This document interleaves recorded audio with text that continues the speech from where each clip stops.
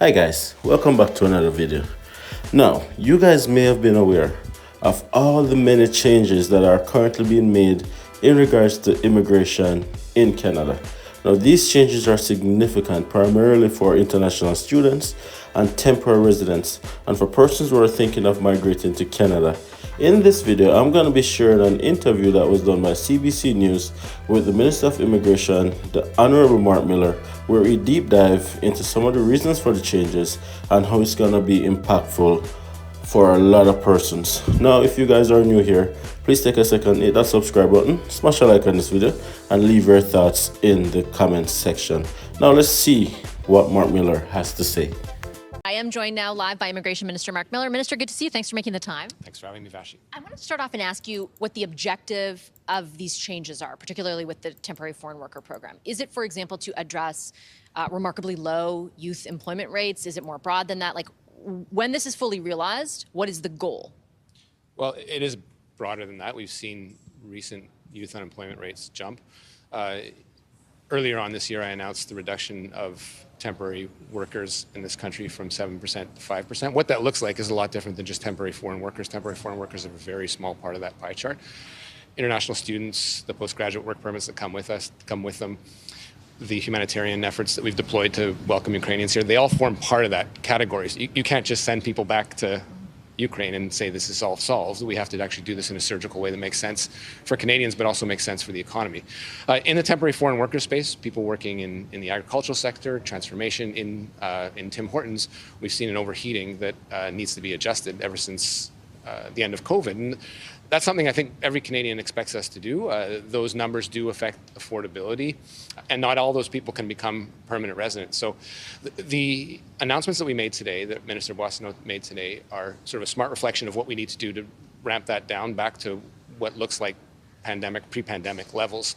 It isn't the end of the story. Getting from 7% of the population to 5% is a much more significant step than that. I still have adjustments to make in the international student program. I made some significant ones in January, but it's part of a total package that we are continuing to deploy.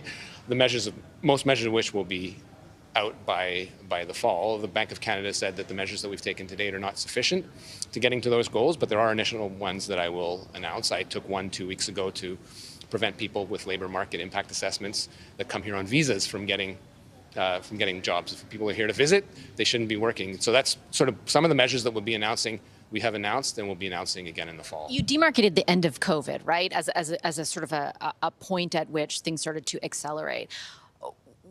Is it fair of Canadians to ask now, if you're undoing a lot of that, why the undoing didn't start earlier? Because, for example, if you look at temporary residents who hold work permits, that number has increased by 150% over 2 years. It was 60%, not just low wage, I'm speaking more broadly. It was up 60% last July, year over year. Why did your government wait until just this January to start addressing one stream of it and now to address the rest of it? And could you not have addressed things earlier in order to mitigate some of the issues your Canadians are now dealing with? I'd say 2020 hindsight is always something we can indulge in. As a thoughtful government, you always have to reflect on what you could have done faster, what you should do, what you shouldn't do. I'd simply say this, the labor shortages that we saw even a year ago are no longer there.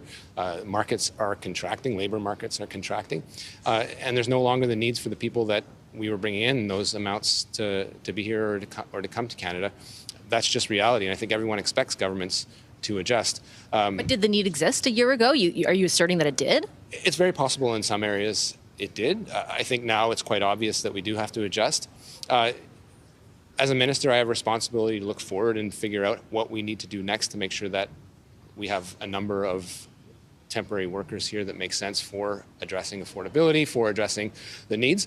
But there's also the risk of over-adjusting and damaging the economy. The International Monetary Fund has said quite clearly that immigration has been a huge fuel in making sure that we didn't plunge into a recession like other countries in our situation.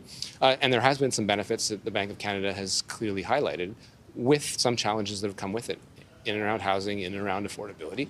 And Canadians, as we've heard quite clearly over the course of the last year, have asked us to make some adjustments, and that's what we're doing. And we're doing, I think, so in a thoughtful fashion. And I do respect the fact that you're talking about you don't want to overshoot, essentially, that not everything is static. It hasn't been necessarily what it was a year ago. But the Canadian press, I remember a number of months ago, reported that your predecessor received a briefing 2 years ago in which it was clearly outlined that both the temporary and permanent stream would have a salient impact on affordability. You didn't do anything. I have to challenge you on that. Like, you didn't do anything for at least a year after that. It's like you kind of turned a blind eye. Is there a reason for that? Well, look, I read those memos assiduously pretty much every day. We expect the public service to give us pros, cons of what impacts any measure that we take could generate. Those are risks that we take, and I think Canadians should see them and judge us for them. But there are also risks in not taking those decisions and not taking those plunging into a recession, a real concern that would affect all Canadians. Currently now with rising interest rates, it's obvious that we do have to make a number of adjustments that economists are looking at and expecting us to make in terms of changes. But sort of picking and choosing little things out of memos that you hear from the public service, I don't think is a necessarily helpful exercise. We expect the best advice from public servants. That's advice that was given in a memo, but they've also given us advice of the risks in not taking those measures as well. And so your assessment at the time was don't take any measures and let affordability become an issue? Well, not at all. I mean, I think we've acted quite aggressively on affordability. I mean, if we didn't have... Canadians don't feel that at all. Well, look, we certainly hear at the doors from Canadians what they're feeling. Obviously, Canadians look to governments to be responsible for decisions that have been taken. There's also a risk in not taking those decisions. If we had a labor market that was contracted in a recession, I think if you're looking at revisionist history, we could have gone through 1, even 2 recessions, and I don't think Canadians would have wanted that either.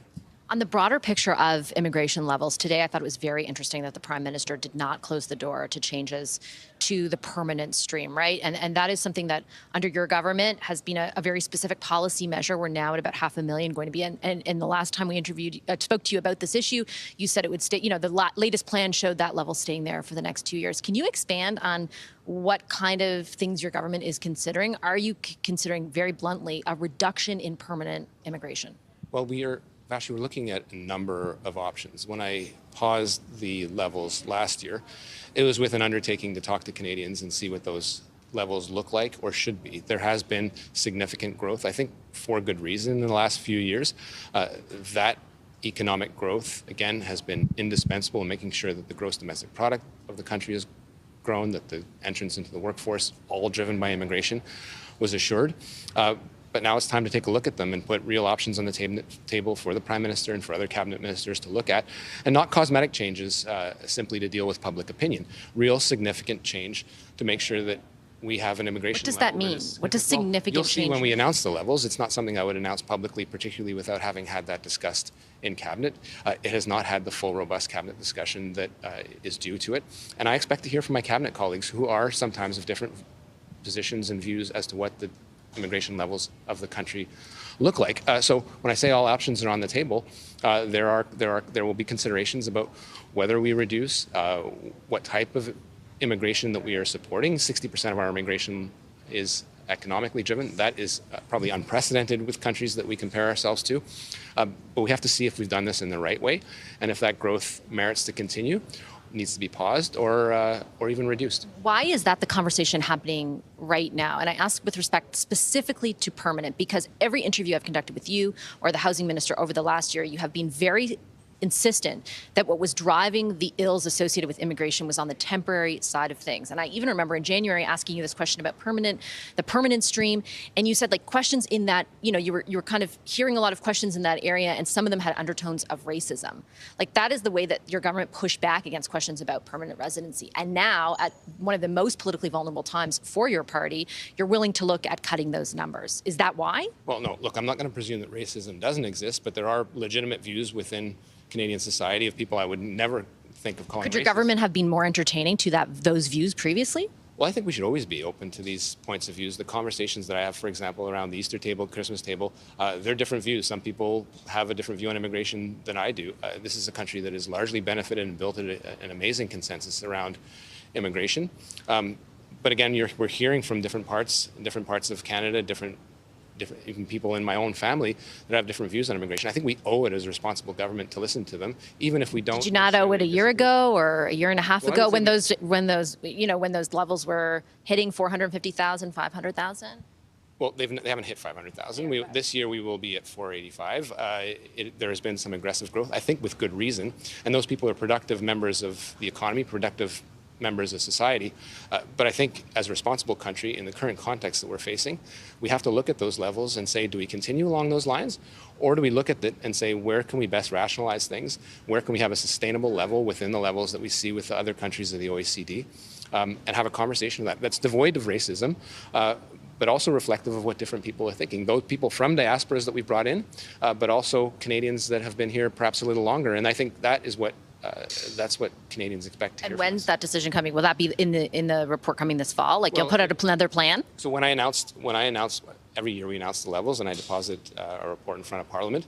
What I've done this year, contrary to other years, is to fold in the temporary levels, which often does get confused with the permanent levels, and often we get criticized for not integrating the temporary levels, which have jumped in the past year. And I think one of the reasons we focus past 2 years.